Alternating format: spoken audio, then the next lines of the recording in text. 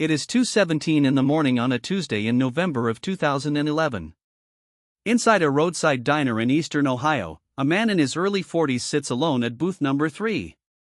He drinks black coffee from a chipped white mug. He stares at the salt shaker for almost 12 minutes without moving. The waitress, who would later say she remembered him because of how perfectly still he was, refills his mug once and walks away. The security camera mounted above the cash register records everything. It records him sitting alone. It records the empty booth across from him.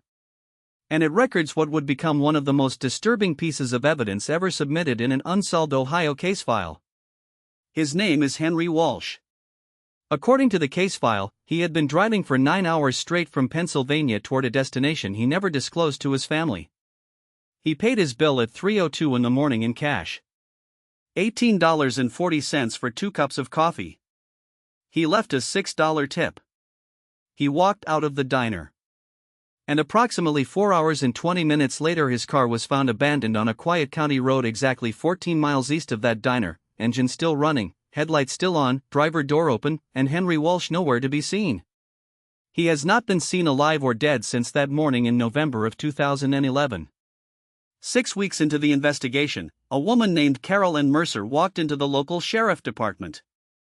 She was 38 years old at the time, a registered nurse from a small town 50 miles south, and she said she had been at the diner that night. She said she remembered Henry Walsh clearly because he was the only other customer.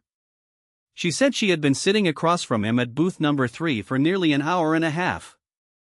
She said they had spoken. She said he had told her where he was going. The deputies took her testimony. They asked her to come back the following morning. And they pulled the security tape. According to court documents from the deposition that followed, the security tape showed Henry Walsh sitting alone for the entire duration of his stay at the diner. The booth across from him was empty. The diner door did not open between 2:17 and 3:02 except for the waitress entering and leaving the back kitchen. No second customer appeared on the tape at any point during Henry Walsh's visit. When deputies showed Carol Ann Mercer the footage, she watched it without speaking for almost 3 minutes. Then she said, according to the official transcript, that she did not understand what she was seeing. Because she remembered the booth. She remembered the coffee mug. She remembered the conversation. Word for word. Forensic experts from the state crime lab examined the tape 3 times over the following 6 months. They confirmed it had not been tampered with. They confirmed the timestamps were authentic. They confirmed that no one else entered or left the diner during the relevant window. The waitress, when interviewed for a 3rd time, said she could not remember seeing Carol Ann Mercer at the diner that night or any other night. Carol Ann's phone records, according to her own consent to release them, placed her at her home address 50 miles south of the diner from 10 in the evening through approximately 5 in the morning. There was no way she could have been there. And yet, Carol Ann Mercer passed a polygraph test administered by a federal contractor.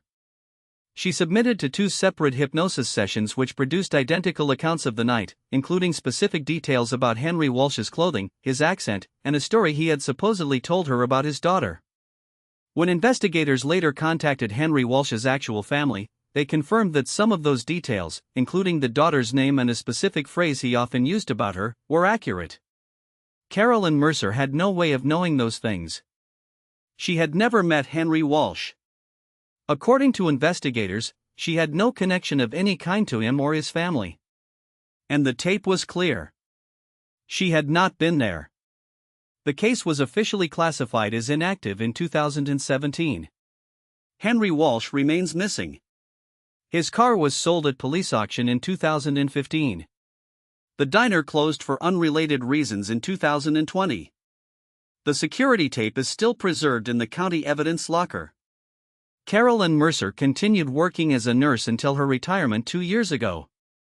She has, according to a brief statement she gave to a local journalist, never spoken publicly about the case since her last deposition. The detective who handled the investigation said in a podcast interview last year that he no longer believes the tape tells the whole story. He said, quote, "Sometimes presence is not what the camera sees. Sometimes presence is what survives in someone else's memory." End quote.